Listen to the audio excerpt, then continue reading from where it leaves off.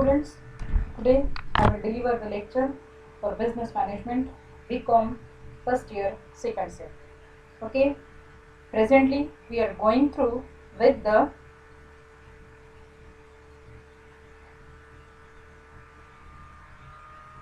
Unit 3, and that Unit 3 includes delegation of authority, and in that we are covering almost the last topic, that is controlling or control. So today we will focus on what is the process of control. Actually, what is controlling? Controlling means, in other words or in other meaning, we can take it as a supervision. In every organization there are three different levels: top level, middle level and lower level of management, and each management includes different personalities or different people appointed at different jobs or different designations. And you must have seen, in top level there are directors or managing directors, and their main job profile or their main work includes to control over all the functions, that is planning, organizing, directing, staffing and controlling. Here controlling is last. Why? Because unless there is planning, there should be, or there it is not possible to organize. So these functions are taking place in their orderly form, like planning, organizing, then directing, staffing and controlling. And it is a job of the manager or directors to control or to have, what do you say, they are the prime persons responsible for each and every activity taking place in the business. So how the process of controlling is handled by the managers or managing directors? It has following steps. So following are the steps involved in the process of control. Establish the standards. Within an organization's overall strategic plan, managers define goals for organizational departments in specific, precise and operational terms that include standards of performance to compare with organizational activity. However, for some of the activities, the standards cannot be specific and precise. Standards against which actual performance will be compared may be derived from the past experiences, statistical methods and benchmarking based upon the best industry practice. As far as possible, the standards are developed bilaterally rather than top management deciding unilaterally, keeping in view organizational goals. Standards may be tangible, okay, numerical standards, monetary standards, physical and time standards, and intangible relating to human characteristics, describes attitudes, moral ethics and cooperation. See what it means establishing the standards. Okay, every organization have already set their goals, it has their aims, and every employee who is attached with the organization, they have to work hard to achieve the aim and the designed goal of every organization. And for achieving that, there are some standards, there are some rules and regulations, some policies which are framed by the companies. So in that case, manager has to play a great role, and actually in controlling means, if he prepare the rules, if he is giving any policy, it means what?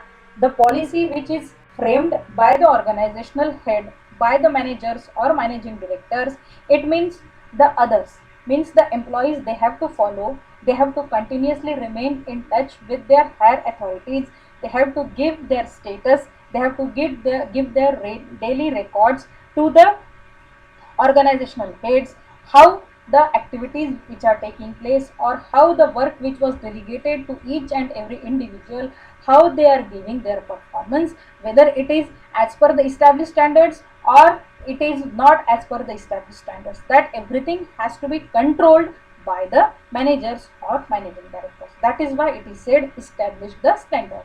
Then major actual performance. Most organizations prepare formal reports of performance measurements, both quantitative and qualitative, that managers review regularly. Rather, managers have to review qualitative and quantitative reports. These measurements should be related to the standards set in the first step of the controlling process. For example, if sales growth is target, the organization should have a means of gathering and reporting sales data. Data cannot be collected through personal observations, statistical reports, oral reporting, written reporting, etc.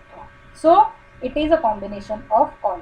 Actual performance they are measuring. Who? The top authorities, the managers, the departmental heads. It is their job. Okay, whatever has been delegated and distributed once the standards are established, but whether the employees are working as per the standard established standards, and what is their actual performance based on the standards that has been measured by the managers or managing directors. Then compare performance with the standards.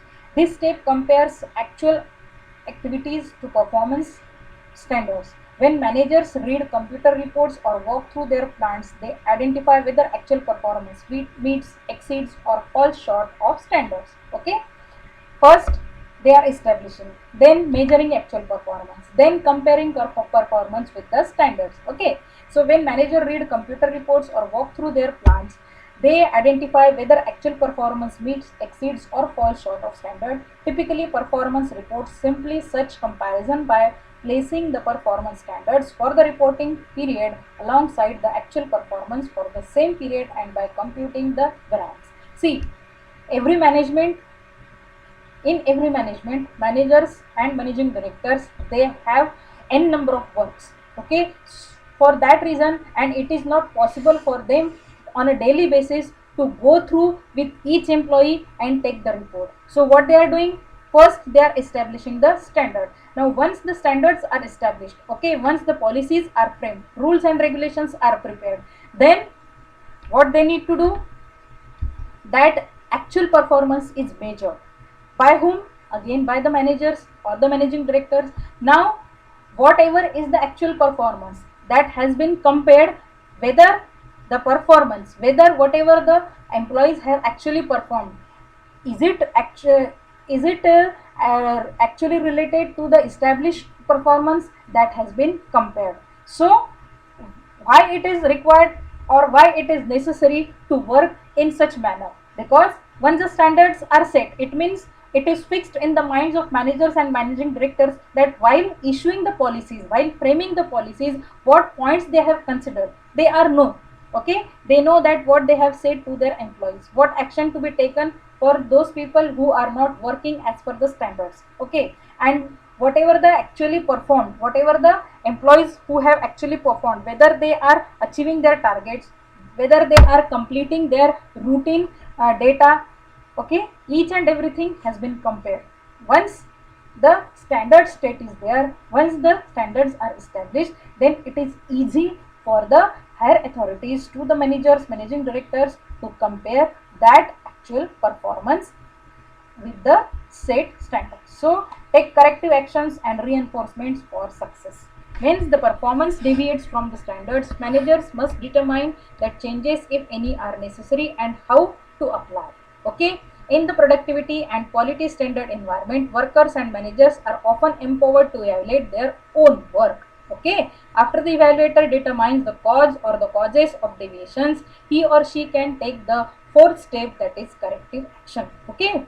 Once standards are established, then actual performance is measured, then that performance is compared with the set standards, and if the things are not going as per the established standards, then there is a need of taking corrective actions. Okay, then after taking corrective actions, the most effective course may be prescribed by the policies, or it may be best left to the employee's judgment and initiative. The corrective actions may be immediate or on the basis of modifying the standards themselves. Correct? So this is how it takes place, and that is only why it is called the process of control. This is the way to control the business activities, to control the organization, or to control the company's standards. Then what are the different kinds or types of control? Controls can be numerous in kind. These may be classified on the basis of timing, second designing, then management level and responsibility. So there are different types of control. So on the basis of time or on the basis of timing, control can focus on events before, during or after the process. For example, a local automobile dealer can focus on activities before, during or after sales of new cars. Such control may be respectively called as preventive, detective and corrective. Correct?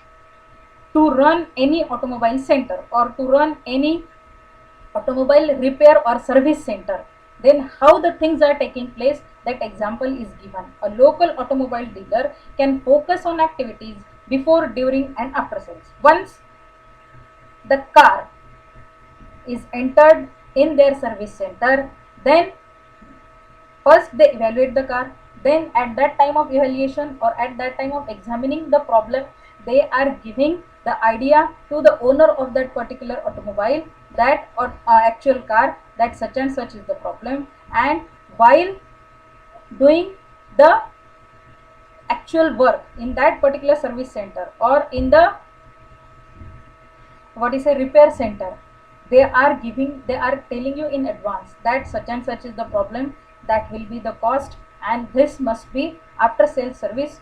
You will find that problem has been rectified or that problem has been removed. So service center, what is the job of the service center, that is explained here. So first preventive, then detective and then corrective. Correct?